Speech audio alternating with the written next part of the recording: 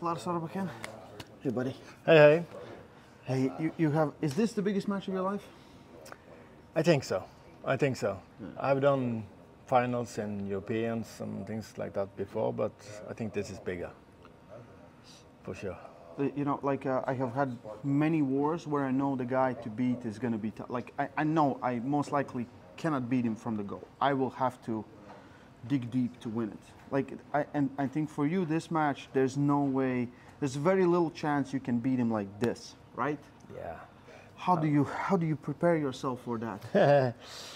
The thing is with Michael is he's so tricky and you never know. He can jump in, he can jump out, he can do a lot of things. So I just prepare to stop him and we take it from there. I know if I stop him, I hope it will be a crazy war. Okay. Yeah. For like you said, pinning straight away, it's almost impossible. Yeah, I've never seen anybody do it that I can remember. So yeah. You have to take control and then you have to work. And if he gets to do, like, definitely you watch his match with Frank. Of course, yeah. Right? Yeah. That was insane. Yeah, it was insane. And I think Frank did very well because I think Frank is stronger than people give him credit for. I think so. Yeah, looks for sure. He is very strong. What did you learn, like what to do and maybe what not to do? I don't think it was much new from the new TODD versus the old one, but maybe he's a little bit more vulnerable some places. Mm-hmm. So I hope I can get him out of center and work on him there. Yeah. You know, like most of the times you need press to finish. You have the press, right? So you worked on that. Yeah. And you most likely worked on your top rope. Yeah, a lot. Yeah. The question is if it's enough to do anything with the top rope. But everybody knows it anyway. So the press is my go-to move. When things get tough and hard, I dive in. Like you had two very different experiences here on King of the Table, right? Almost back to back. You skipped the last one because we have to move this match to this one. But you pulled Matvei Arengi, and there you top rolled. Yeah. You went for a press. You're like, oh, that's gonna work. Top roll works. Yeah. Right. And then the other one versus Valera, the other thing happened. You're like, top roll, no. Yeah. Press will work. I was so close to try to top roll Valera in the last match, but I couldn't afford it because. You don't want to risk it. No, but I really wanted to get. I think I was onto something in the second match, I think, but I was not that comfortable in setup, and I don't have the biggest hands. When it doesn't matter. Usually, I don't care if they have big hands, but his hand was so extreme. I feel you couldn't get anything. No. So he's like a human in gorilla suit. Yeah. Right? Yeah. No, gorilla and human suit. Gorilla and human suit. Yeah.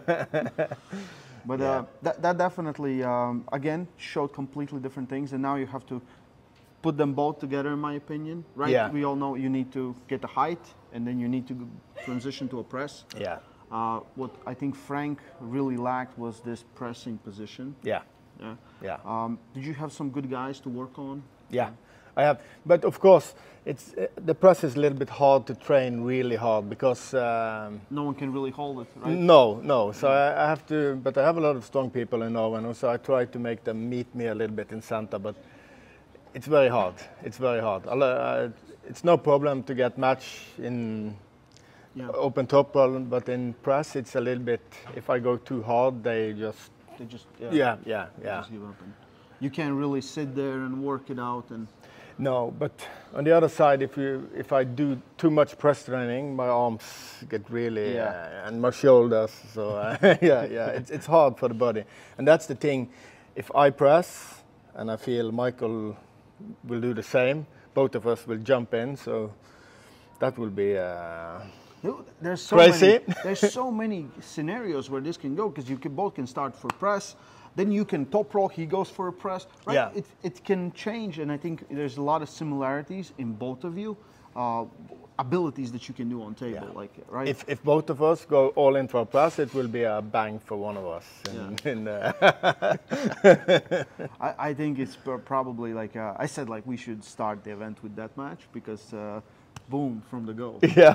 Right? Have the match of the night from the go. Do you have some goals right now? Because it started as like, okay, I'm going to pull some matches. Then you pulled super heavyweights, which was Matavierengi. Then you pulled Valera, also heavyweight, and now you're 115. Would this be your weight, or you could stick to 105? And what are ambitions?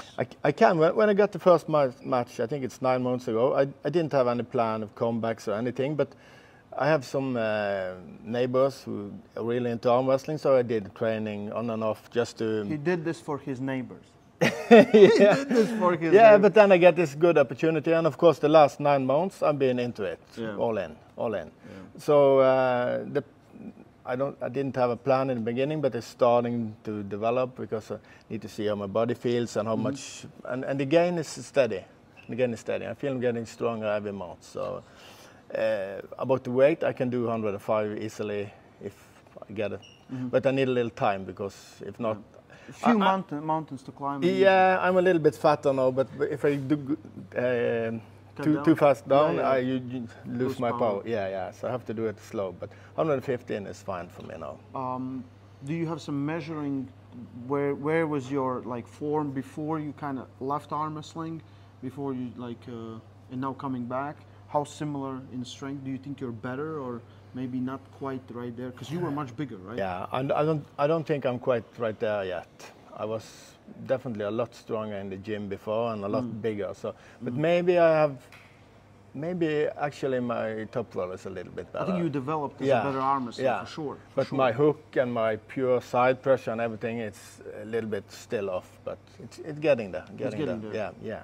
It's getting there. Yeah. So right now, no real big ambitions. You want to fight this, you want to win this, and then you'll see afterwards, right? Yeah, because I tried to do a comeback, I think it's 2 years ago, against Matt Mask, and then I set all my ambitions like this, and starting like I'd never had a break, and starting with, all the goals and lifting heavy, but everything hurts.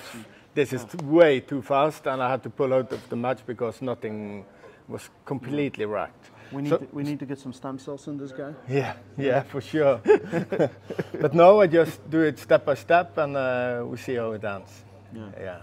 Man, I think it's an absolutely amazing match. Don't miss it. Lars Orbakin, never a boring match with Michael Todd, and never a boring match versus this guy. Live on pay-per-view June 1st, King of Table 11, Lars Orbakin.